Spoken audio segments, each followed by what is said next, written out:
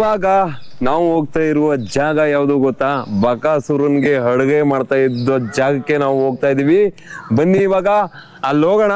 ಅಲ್ಲಿ ಕಾಣಿಸ್ತಾ ಇದೆ ನೋಡಿ, ದೊಡ್ಡ ದೊಡ್ಡ ಅಂಡೆ. ಈಗ ನಾವು ಕೈವರ್ ತಾತಯ್ಯ ಧ್ಯಾನ ಮಾಡಿದಂತ ಗುಹೆ ಹತ್ರ ಬಂದಿದೀವಿ. ಇವಾಗ ನನ್ನ ಹಿಂದೆ ಕಾಣಿಸ್ತಾ ಇರ್ಬೋದು ನಿಮ್ಗೆ ದೇವಸ್ಥಾನ ನೋಡ್ತಾ ಇದ್ದೀರಾ. ಬನ್ನಿ ಇನ್ನೂ ಸಾಕಷ್ಟು ವಿಷಯಗಳನ್ನ ಇಲ್ಲಿ ತಿಳ್ಕೊಳ್ಳೋಣ. ಇಲ್ಲಿನ ಇತಿಹಾಸ ಏನು, ಇಲ್ಲಿನ ದೇವ್ರ ಬಗ್ಗೆ, ಅವ್ರು ಎಲ್ಲಿ ಇದಾದ್ರು ಹೆಂಗೆ ಅಂತ ತಿಳ್ಕೊಳ್ಳೋಣ ಇನ್ನು ಮುಂದೆ. ನೋಡಿ ಇದೇ ಎಂಟ್ರೆನ್ಸ್. ಇವಾಗ ಎಂಟ್ರೆನ್ಸ್ ಆಗ್ತಾ ಇದ್ದೀವಿ. ಇವಾಗ ನಾವು ಅಲ್ಲಿ ಬೆಟ್ಟ ಎಲ್ಲ ನೋಡಿಕೊಂಡು ಈ ದೇವಸ್ಥಾನಕ್ಕೆ ಎಂಟ್ರಿ ಆಗಿದ್ದೀವಿ. ನಮಗೆ ಅಲ್ಲೇ ಧ್ಯಾನ ಮಾಡಿದಂಥ ಪಾರ್ಕ್ ಹೋಗಿದ್ದು ಅವಾಗ, ಅದೆಲ್ಲ ನೋಡಿದ್ರಿ ನೀವು. ಹಾಗೆ ಇವಾಗ ಇಲ್ಲಿಗೆ ಎಂಟ್ರಿ ಆಗ್ತಾ ಇದ್ದೀವಿ, ಗವಿಗೆ. ಇಲ್ಲಿ ನೋಡೋಣ, ಇಲ್ಲಿ ವಿಷಯಗಳನ್ನ ಸ್ವಲ್ಪ ತಿಳ್ಕೊಳ್ಳೋಣ. ನೀವು ಹೋಗೋಣ ಮುಂದೆ.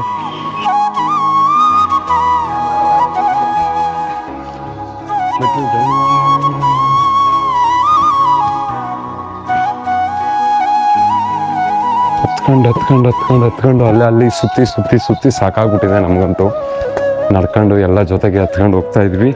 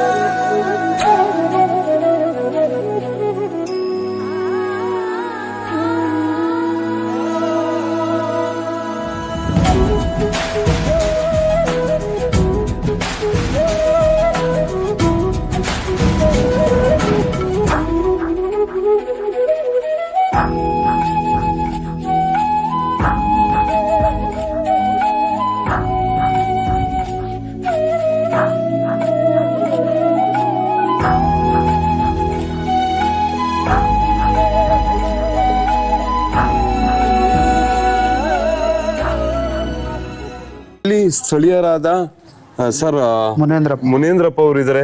ಅವ್ರ ಹತ್ರ ಇಲ್ಲಿ ವಿಷಯಗಳನ್ನ ಕೇಳಿ ತಿಳ್ಕೊಳ್ಳೋಣ. ಇಲ್ಲಿನ ಇತಿಹಾಸ ಏನಿತ್ತು, ನಮ್ಗೆ ಅಲ್ಲಿ ಬೆಟ್ಟಕ್ಕೆ ಹೋಗಿದ್ದು ನಾವು, ಅಲ್ಲೆಲ್ಲ ನೋಡ್ಕೊ ಬಂದ್ವಲ್ವಾ, ಅದ್ರ ಬಗ್ಗೆ ಎಲ್ಲ ಮಾಹಿತಿಗಳನ್ನ ತಿಳ್ಕೊಳ್ಳೋಣ ಇವ್ರ ಹತ್ರ. ಸರ್, ಇಲ್ಲಿನ ಮಾಹಿತಿ ನಮಗೆ ಬೇಕಾಗಿತ್ತು, ಹಾಗಾಗಿ ಹೇಳ್ತೀರಾ? ನಮ್ಗೆ ಈ ಊರ್ದಾಗ್ಬೋದು, ಈ ಕೈವಾರ ತಾತಯ್ಯ ಅವ್ರ ಬಗ್ಗೆ ಆಗ್ಬೋದು, ಇನ್ನು ಈ ಸ್ಥಳೀಯ ಪುರಾಣಗಳಾಗ್ಬೋದು, ನಿಮ್ಗೆ ಎಷ್ಟು ಮಾಹಿತಿ ಕೊಡೋಕ್ಕಾಗುತ್ತೆ ನಮಗೆ ಅಷ್ಟು ಮಾಹಿತಿ ತಿಳಿಸಿದ್ರೆ ನಾವು ನೋಡೋ ವೀಕ್ಷಕರಿಗೆ ತಿಳಿಸೋಕೆ ಪ್ರಯತ್ನ ಪಡ್ತೀವಿ. ಸರ್, ಇಲ್ಲಿ ಕೈವಾರ ನಾರಾಯಣ ತಾತ ಅವರು ಈ ಪಕ್ಕದ ಗ್ರಾಮದ ಪಳವಾರ ಹೊಸಳ್ಳಿಯಲ್ಲಿ ಹುಟ್ಟು ಬೆಳೆದು ಅಲ್ಲಿಂದ ಈಚೆ ಚಿಕ್ಕವರಾದಾಗ ಅಲ್ಲಿಂದ ಕೈವಾರಕ್ಕೆ ಬಳೆ ಮಾರ್ತಾ ಇದ್ದು, ಅಲ್ಲಿಂದ ಆಚೆ ಕೈವಾರಕ್ಕೆ ಬಂದು ಕೈವಾರದಲ್ಲಿ ಇಲ್ಲಿ ಬಳೆ ಮಾರಿ ಅವ್ರ ಜೀವನ ನಡೆಸಿದಾದ್ಮೇಲೆ ಇಲ್ಲಿ ಬಂದು ತಪೋವನಕ್ಕೆ ಬಂದು ಇಲ್ಲಿ 3 ವರ್ಷ ಅವ್ರು ತಪವನ್ನು ಮಾಡಿಕೊಂಡು ಅಲ್ಲಿಂದ ಈಚೆ ಹೋಗಿ ಕೈವಾರದಲ್ಲಿ ಅವರು ಅಲ್ಲಿ ಇದ್ಕೊಂಡು ಜೀವ ಸಮಾಧಿ ಆಗಿರೋದು. ಇಲ್ಲಿ ಈ ಕೈವಾರ ಊರೊಳಗಡೆ ಅಂದ್ರೆ ಮಠ ಇದೆಯಲ್ಲ, ಅಲ್ಲಿ ಮಠದಲ್ಲಿ ಜೀವ ಸಮಾಧಿ ಆಗಿರೋದು. ಅಲ್ಲಿ ಇಲ್ಲಿಂದ ಅಲ್ಲಿಗೆ ಹೋಗಿರೋದು, ಅಲ್ಲಿ ಜೀವ ಸಮಾಧಿ ಆಗಿ ಅಲ್ಲಿ ವರ್ಷನೂ ಈಗ 72 ಗಂಟೆಗಳ ಕಾಲ ಸಂಗೀತೋತ್ಸವ ಅದು ಇದು ಚೆಂದ ಮಾಡ್ತಾರೆ. ಅಲ್ಲಿ ಧರ್ಮದರ್ಶಿಗಳಾದ ಇವರು ಜಯರಾಮ್ ಅವರು, ಅವ್ರ ತಂದೆಯವರು, ಅವ್ರ ಕಡೆಯಿಂದ ಇದು ಧರ್ಮ ರೂಪದಲ್ಲಿ ಅವ್ರು ನಡ್ಸ್ಕೊಂಡ್ ಬರ್ತಾ ಇದ್ದಾರೆ. ಆಮೇಲೆ ಇದು ಭೀಮನ ಬೆಟ್ಟ, ಭೀಮ ಬಕಾಸುರನ ಬೆಟ್ಟ.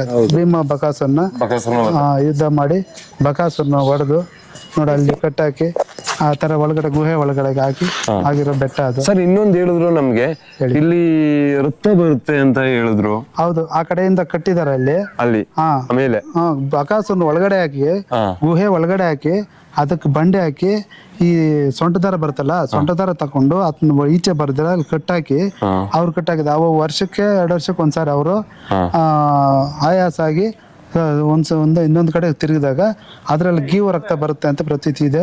ಗೀವು ರಕ್ತ ಬಂದಾಗ ವರ್ಷ ರಣ ಹದ್ದುಗಳು ಅದು ಇದು ಅಲ್ಲಿ ಬಂದು ಹದ್ದುಗಳು ಬೀಳ್ತವೆ, ಅಲ್ಲಿಂದ ಸೋರ್ತಾ ಇರ್ತದೆ. ಅವಾಗ ನಾವು ಗಮನಿಸಿದ್ವಿ, ನೋಡಿದ್ವಿ. ಕೈವಾರ ನಾರಾಯಣ ತಾತ ಅವರು ತಪವನ, ಇದು ಅವ್ರು ತಪಸ್ ಮಾಡಿರೋ ಜಾಗ, ಇದು ದೇವಸ್ಥಾನ. ಹೌದು, ತಪಸ್ ಮಾಡಿರೋದು.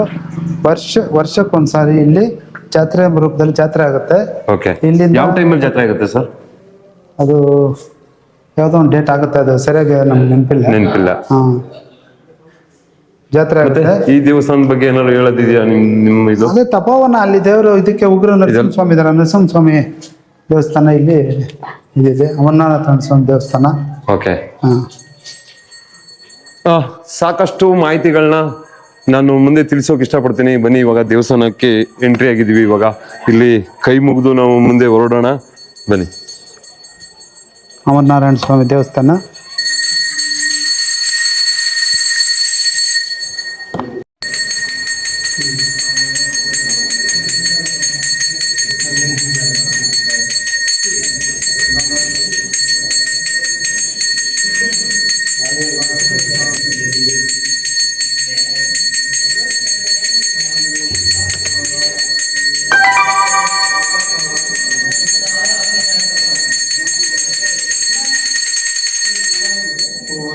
ನನ್ನ ಹೆಸರು ಅನಿಲ್ ಕುಮಾರ್ ಅಂತ. ನಾವು 6 ವರ್ಷದಿಂದ ಇಲ್ಲಿ ಕಾರ್ಯನಿರ್ವಹಿಸ್ತಾ ಇದ್ದೀನಿ ಅರ್ಚಕನಾಗಿ. ಇಲ್ಲಿ ಏನಂತಂದ್ರೆ, ತಾತಯ್ಯನವರು ಸಂಸಾರ ಜಂಜಾಟ ಬೇಡ ಅಂತ ಈ ದೇವಸ್ಥಾನ ಮುಂದೆ ಬಂದು ಈ ತರ ಬಂದು ಈ ದೇವಸ್ಥಾನ ಮುಂದೆ ಕೂತ್ಕೊಂಡಿರ್ತಾರೆ ನೋಡಿ. ಈ ತರ ಬಾಲಕೃಷ್ಣನ ರೂಪದಲ್ಲಿ ದರ್ಶನ ಕೊಡ್ತಾರೆ ಇಲ್ಲಿ ಅಮರನಾರಾಯಣ ಸ್ವಾಮಿ. ಇಲ್ಲಿ ಅವ್ರಿಗೆ ದರ್ಶನ ಕೊಟ್ಟು ಅವ್ರ ತಪಸ್ಗೆ ಹೋಗಿ ಅವ್ರನ್ನ ವಿವರಗಳೆಲ್ಲ ತಿಳ್ಕೊಂಡು ಇಲ್ಲಿಂದ ದಾರಿ ತೋರಿಸಿ ತಪಸ್ಸು ಮಂತ್ರವನ್ನು ಬೋಧಿಸಿ ಮತ್ತೆ ಇದೇ ಸ್ಥಳಕ್ಕೆ ಬಂದು ವಿಶ್ವರೂಪ ತೋರಿಸಿ ಮಾಯವಾಗ್ತಾರೆ ಇಲ್ಲಿ ಅಮರನಾರಾಯಣ ಸ್ವಾಮಿ. ಇಲ್ಲಿನ ಸ್ಥಳ ವಿಶೇಷ. ತಾತಯ್ಯನವರಿಗೆ ದರ್ಶನ ನೀಡಿದಂಥ ಸ್ಥಳ ಇದೇ ಮೂಲ ಸ್ಥಾನ. ಇದು ತಾತಯ್ಯನವರ ಗುರುಗಳಿವರು.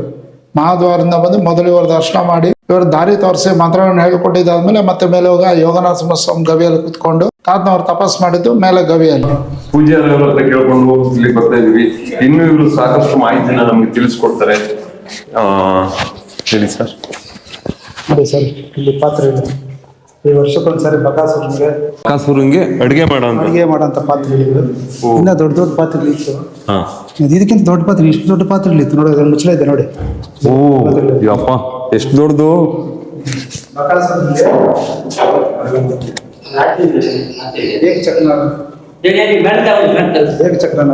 ಕೈವಾರ ಇದೆಯಲ್ಲ, ಕೈವಾರಲ್ಲಿ ಪ್ರತಿದಿನ ಬಕಾಸುರನಿಗೆ ಒಂದು ಜೊತೆ ಎತ್ತುಗಳು, ಒಂದು ಬಂಡಿ ಅನ್ನ ಮುದ್ದೆಗಳು ಎಲ್ಲ ತಗೊಂಡೋಗಿ ಮನುಷ್ಯನ ಸಮೇತ ಅಲ್ಲಿಗೆ ಹೋಗ್ಬಿಟ್ರೆ ಅಲ್ಲಿಂದ ವಾಪಸ್ ಏನು ಬರ್ತಾ ಇಲ್ಲ, ತಿಂದಾಗ್ತಾ ಇದ್ರು.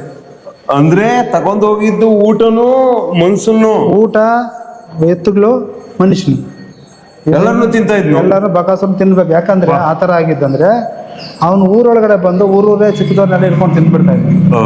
ಅದಕ್ಕೋಸ್ಕರ ಆತನಿಗೆ ಒಪ್ಪಂದ ಮಾಡಿ ದಿನಕ್ಕೆ ಒಬ್ಬೊಬ್ಬನ ಈ ತರ ಕೊಡ್ತೀವಿ. ಒಬ್ಬ ಮನುಷ್ಯನ ಒಂದ್ ಜೊತೆ ಎತ್ತುಗಳು, ಒಂದು ಬಡ್ಡಿ ಊಟ ಇಷ್ಟು ಕೊಡ್ತೀವಿ ಅಂತ ಒಪ್ಪಂದ ಮಾಡ್ಕೊಂಡು ದಿನ ತಗೊಂಡೋಗಿ ಕೊಡ್ತಾ ಇದ್ದಾರೆ. ತಗೊಂಡೋಗಿ ಕೊಡ್ಬೇಕಾದ್ರೆ ಫೈನಲ್ ಆಗಿ ಯಾರೋ ಒಂದು ಏನು ಬಡ ಬ್ರಾಹ್ಮಣ ಮನೆಗೆ ಸರದಿ ಬಂದಾಗ ಬಡ ಬ್ರಾಹ್ಮಣ ಮನೆಯಲ್ಲಿ ಒಬ್ಬನೇ ಹುಡುಗ ಇದ್ದಂತೆ. ಅವನಿಗೆ ಅವತ್ತೇ ಮದುವೆ. ಇಲ್ಲಿ ಊಟ ಕೊಡೋದು ಅದೇ ದಿವಸ ಊಟ ಕೊಡ್ಬೇಕಾದ್ರೆ ಅದನ್ನ ಊಟ ತಗೊಂಡು ಹೋಗ್ಬೇಕಾದ್ರೆ ಅದನ್ನ ಚಿಂತೆ ಮಾಡ್ಕೊಂಡು ಮನೇಲಿ ಕೂತಿದ್ರೆ ಕುಂತಿ ಇದ್ದಾಳೆ. ಕುಂತಿಗೆ 5 ಜನ ಮಕ್ಕಳು. 5 ಜನ ಮಕ್ಕಳಲ್ಲಿ ಭೀಮನ್ನ ಇವ್ರನ್ನ ಸಾಕ್ಬೇಕಾದ್ರೆ ಇವನಿಗೆ ತುಂಬಾ ಬಾಧೆ. ಕಾರಣ ಏನಂದ್ರೆ ಊಟಕ್ಕೆ ಸಾಲ್ತಾ ಇಲ್ಲ. ಯಾರೆಷ್ಟು ಕೇಳ್ಕೊಂಡ್ಬಂದ್ರು, ಯಾರೆಷ್ಟು ಕೊಟ್ರು ಭೀಮನ್ಗೆ ಒಬ್ಬನ ಸಾಲ್ತಾ ಇಲ್ಲ. ಆ ಟೈಮಲ್ಲಿ ಇವ್ನ ಯಾಕೆ ಸುಮ್ಮನೆ ಕೈ ಬಿಟ್ಬಿಡೋಣ ಅಂತ ನನ್ನ ಮಗನ ಕಳಿಸ್ತೀನಿ ಅಂತೆಲ್ಲ ಒಪ್ಪಂದ ಮಾಡ್ಕೊಂಡು ಅಲ್ಲಿ ಭೀಮನ್ ಕಳ್ಸೋದಕ್ಕೆ ಒಪ್ಕೊಂಡು ಅವತ್ತು ಭೀಮನ್ನ ಅಲ್ಲಿಂದ ಊಟ ಎಲ್ಲ ರೆಡಿಯಾಗಿ ನೀವು ನಿನ್ನ ಮಗನಿಗೆ ಮದುವೆ ಮಾಡ್ಕೊಳ್ಳಿ, ನನ್ನ ಮಗನ ಕಳಿಸ್ತೀನಿ ಅಂತ ಹೇಳ್ಬಿಟ್ಟು ಮಗನ ಕಳಿಸಿದ. ಮಗನ ಕಳಿಸ್ಕೊಂಡ್ರೆ ಆತನು ಊಟ ತಗೊಂಡು ಊಟ ಎಲ್ಲ ತಿಂದ್ಕೊಂಡು ಊಟ ಎಷ್ಟು ಮುದ್ದುಗಳು ತಿಂದು ಅಷ್ಟು ಕಲ್ಲುಗಳು ಹಾಕ್ಕೊಂಡು ಎತ್ಕೊಂಡು ಬಂದು ಭೀಮನ ಬೆಟ್ಟ ಇದೆಯಲ್ಲ, ಭೀಮನ ಬೆಟ್ಟ ನಾವು ಭೀಮನ ಬೆಟ್ಟ, ಇದು ಬಕಾಸುರನ ಬೆಟ್ಟ, ಅದು ಭೀಮನ ಬೆಟ್ಟ. ಇಲ್ಲಿ ಬೆಟ್ಟಕ್ಕೆ ಬಂದಾಗ ಆತನು ಬಕಾಸುರನಿಗೆ ಅವನು ಊಟಕ್ಕೆ ಹೊಟ್ಟೆ ಹಸಿವಾಗತ್ತೆ. ಅವಾಗ ಕೇಳಿದಾಗ ಇವನ ಹತ್ರ ಏನೇ ಇಲ್ಲ, ಕಲ್ಲುಗಳೇ ತಾಗ್ತಾನೆ. ಕಲ್ಲುಗಳೇ ತೆಗೆದ್ರೆ ಅವನಿಗೂ ಯುದ್ಧ ಆಗ್ತದೆ. ಯುದ್ಧ ಆಗಿ ಯುದ್ಧದಲ್ಲಿ ಈತನ ಭೀಮನ ಜಯಿಸಿ ಆತನ ಹಿಡ್ಕೊಂಡು ಇನ್ನ ಭೀಮ ಅನ್ನೋ ವಾಕ್ಷ ಬರೋ ತನಕ ನೀನು ಈಚೆ ಬರಬಾರ್ದು. ಭೀಮ ಅನ್ನೋ ವಾಕ್ಷ ಯಾವಾಗ ಇಲ್ಲಿ ಪ್ರಪಂಚದಲ್ಲಿ ನಿಂದರೆ ಆಗುತ್ತೋ ಅವಾಗ ಈಚೆ ಬಾ, ಅಲ್ಲಿ ತನಕ ನೀವು ಬರಬೇಡ ಅಂತೇಳಿ ಒಳಗಡೆ ಗುಹೆ ಒಳಗಡೆ ಹಾಕಿ ಆತನ ಈ ಸೊಂಟ ದಾರ ಕಿತ್ತು ಅದಕ್ಕೆ ಕಟ್ಟಾಕಿ ಕಲ್ಲುಗಳು ಹಾಕಿ ಮುಚ್ಚಿ ಬಿಟ್ಟು ಆವತ್ತು ಹೋಗಿ ಇದ್ರ ಇತಿಹಾಸ. ಹೌದು. ಓಕೆ, ತುಂಬಾ ಧನ್ಯವಾದಗಳು, ಚೆನ್ನಾಗಿತ್ತು. ಇವಾಗ ನಾವು ಹೋಗ್ತಾ ಇರುವ ಜಾಗ ಯಾವುದು ಗೊತ್ತಾ? ಬಕಾಸುರನ್ಗೆ ಅಡುಗೆ ಮಾಡ್ತಾ ಇದ್ದ ಜಾಗಕ್ಕೆ ನಾವು ಹೋಗ್ತಾ ಇದೀವಿ. ಬನ್ನಿ ಇವಾಗ ಅಲ್ಲಿ ಹೋಗೋಣ. ಅಲ್ಲಿ ಕಾಣಿಸ್ತಾ ಇದೆ ನೋಡಿ ದೊಡ್ಡ ದೊಡ್ಡ ಅಂಡೆ. ಅಲ್ಲಿ ಹೋಗೋಣ, ಅಲ್ಲಿ ನೋಡೋಣ ಎಷ್ಟು ದೊಡ್ಡ ಅಂಡೆ. ನೋಡೋದಕ್ಕೆ ಅಷ್ಟು ದೊಡ್ಡ ಅಂಡೆ ಇದೆ. ಇದರಿಂದ ಅಡುಗೆ ಮಾಡಿ ಬಕಾಸುರನ್ಗೆ ಕೊಡ್ತಾ ಇದ್ರು. ಆ ಜಾಗದಲ್ಲಿ ಇವಾಗ ಹೋಗ್ತಾ ಇದೀವಿ ನಾವು.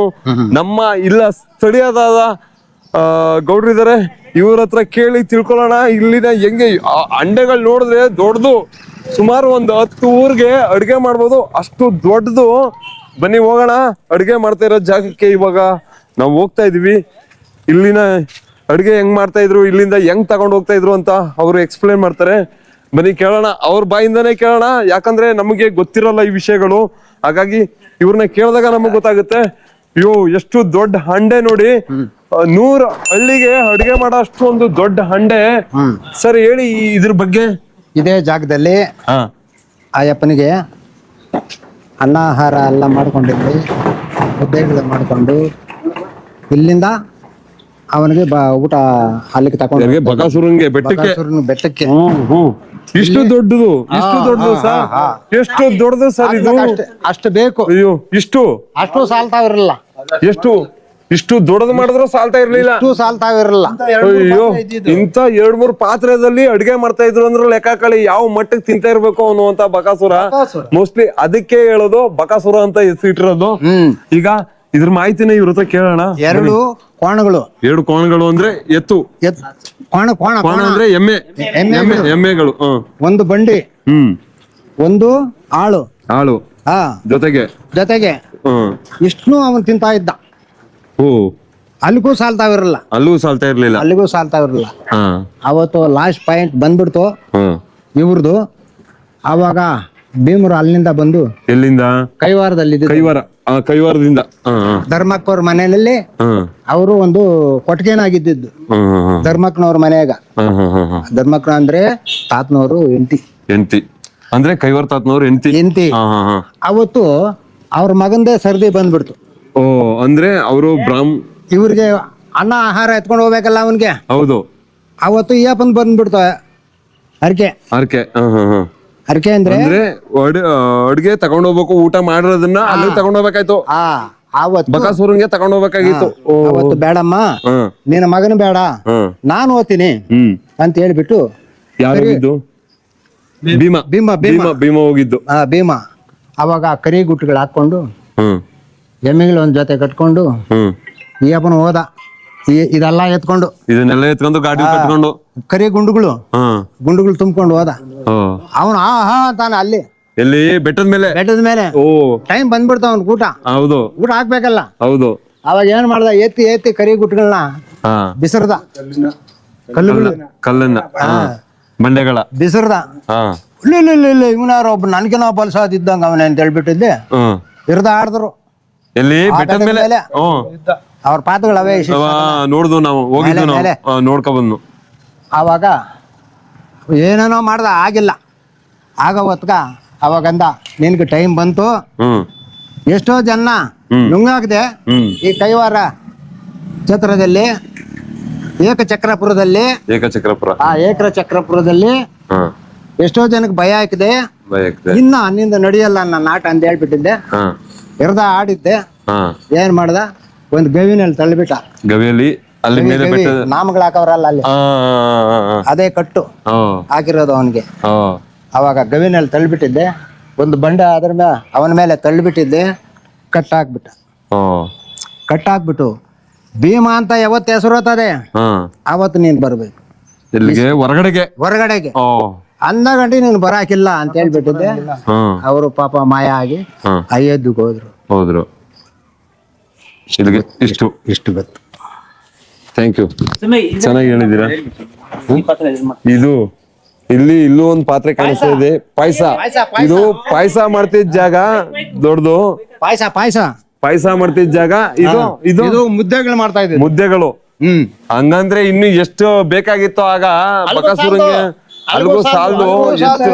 ಅಷ್ಟು ತಿಂತಾ ಇದ್ನು ಅಂದ್ರೆ ಲೆಕ್ಕ ಹಾಕಳಿ, ನೀವೇ ಊಹೆ ಮಾಡಿ ಜಾಗ ಇದು ಅಂತ. ಆದ್ರೆ ಊಟ 6 ತಿಂಗಳು ಮಲಗಬೇಕು ಅಲ್ಲೇ ಬೆಟ್ಟದ ಮೇಲೆ. ಆಮೇಲೆ ತಿರ್ಗಾ 6 ತಿಂಗಳು ಕೇಳೋದು ಅವ್ನು. 6 ತಿಂಗಳಿಗೆ ಒಂದ್ಸಾರಿ. 6 ತಿಂಗಳು ತಿರ್ಗಾ ಇಲ್ಲಿಂದ ಹೋಗ್ಬೇಕು ಅಡ್ಗೆಗಳು ಅವನ್ಕ. ಅಂದ್ರೆ ಇದೇ ಜಾಗದಿಂದ ಮಾಡಿ ಕಳಿಸ್ತಾ ಇದೇ ಜಾಗ. ಅವಾಗ ತಾತಯ್ಯನವರು ಇದೇ ಗವಿನಲ್ಲಿ ಯೋಗ ಮಾಡಿ ತಪಸ್ಸು ಮಾಡ್ತಾ ಇದ್ದಿದ್ದು. ಅಲ್ಲಿ ಒಂದು ಬಾಯಿ ಹೊಡೆದವ್ರೆ ಕಲ್ಲಲ್ಲಿ ಬಾಯಿ ಹೊಡೆದು ಗಂಗೆ ಮಾಡಿದ್ರು ಅಲ್ಲಿ.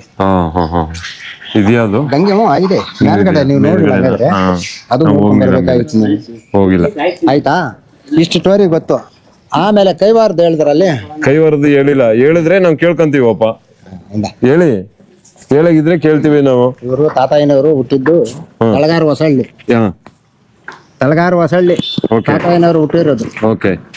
ಅಲ್ಲಿನಿಂದ ಈ ಊರಲ್ಲಿ ಬಳೆ ವ್ಯಾಪಾರ ಮಾಡಿ ಸಾಲಗಳು ಮಾಡಿಬಿಟ್ಟು ಪಾಪ ಸಾಲದವರೆಲ್ಲ ಹಿಂದೆ ಬಿದ್ದುಬಿಟ್ರು. ಅವಾಗ ಬಂದು ಈ ಗವಿನಲ್ಲಿ ಸೇರ್ಕೊಂಡಿದ್ದು ಯೋಗ. ಅವಾಗ ಅಮಲನಾರಾಯಣ ಸ್ವಾಮಿ ಆ ಯಪ್ಪನ ಸಾಲ ಎಷ್ಟಾಯ್ತು ಅಷ್ಟು ಸೇರಲ್ಲಿ ಅಳೆದು ಬಿಟ್ಟು ಅವರು ಇವತ್ತು ಮಲಗಿದ್ದಾರೆ. ಅಮಲನಾರಾಯಣ ಸ್ವಾಮಿ ಅವರೇ ತಾತಯ್ಯನವ್ರು ಕಾಪಾಡಿದ್ರು. ಆವಾಗ ಅವ್ರಿಗೆ ಟೈಮ್ ಬಂತು. ಇಲ್ಲಿಂದ ಇನ್ನು 3 ದಿನ ಟೈಮ್ ಐತೆ. ಇಲ್ಲಿಂದ ತಿರುಪತಿಗೆ ಹೋದ್ರು. ತಿರುಪತಿಗೆ ದೊಡ್ಡ ತಿರುಪತಿಗೆ ನಾನು ಹಿಂಗೆ ಯೋಗ ಮಾಡ್ತಾ ಇದ್ದೀನಿ, ನಾನು ಜೀವ ಸಮಾಧಿಗೆ ಹೋಗ್ತಾ ಇದ್ದೀನಿ, ನೀವೆಲ್ಲ ಬರ್ಬೇಕು ಅಂತ ಕರೆದ್ರಂತೆ. ಅಲ್ಲೋಗಿ ತಿರುಪತಿಗೆ ಬತ್ತೇರಿ ನಡೆ ಅಂದ್ರೆ ಅಂತ ಹೆಂಡ್ರಾಣ ಸ್ವಾಮಿ. ಅಲ್ಲಿಂದ ಅಂತ ಭಕ್ತರು ಇವರು. ಕಲ್ಲು ಕೊಟ್ರೆ ಸಕ್ಕರೆ ಆಗೋದು ಇನ್ನೂ ನಡೀತಾ ಇದೆ. ತಾತಯ್ಯನವರು ಅವಾಗ ನಡೀತಾ ಇತ್ತು. ಕಲ್ಲು ಕೊಟ್ರೆ ಸಕ್ಕರೆ ಆಗೋದು, ಕಲ್ಲು ಸಕ್ಕರೆ ಆಗೋದು. ಕಲ್ಲು ಸಕ್ಕರೆ ಕೊಳ್ಳಿರು ನೀವೆಲ್ಲ ಅಂತ ಹೇಳ್ಬಿಟ್ಟು ತಾತಯ್ಯನವ್ರು ತತ್ವಗಳು ಹೇಳವ್ರೆ. ಒಂದ್ ಸ್ವಲ್ಪ ಏನಾದ್ರು ಹೇಳಕ್ಕಾಗತ್ತಾ ನಿಮ್ಗೆ ಗೊತ್ತಿರೋಷ್ಟು? ಅವೆಲ್ಲ ಹೇಳವ್ರೆ.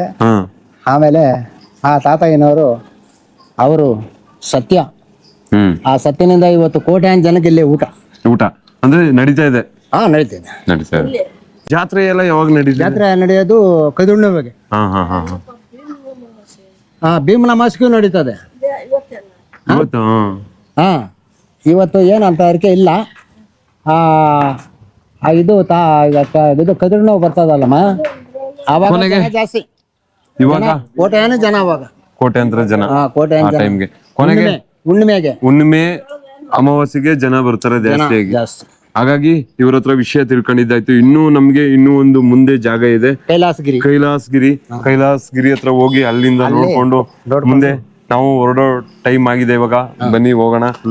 ತಾತ ಅವ್ರಿಗೆ ಬಾಯಿ ಹೇಳ್ತಾ ವಿಷಯಗಳನ್ನ ತಿಳಿಸ್ಕೊಟ್ಟಿದ್ದಕ್ಕೆ ಥ್ಯಾಂಕ್ಸ್ ಹೇಳ್ತಾ ಅವ್ರಿಗೆ ಇಲ್ಲಿಂದ ಹೊರಡೋಣ. Thank you.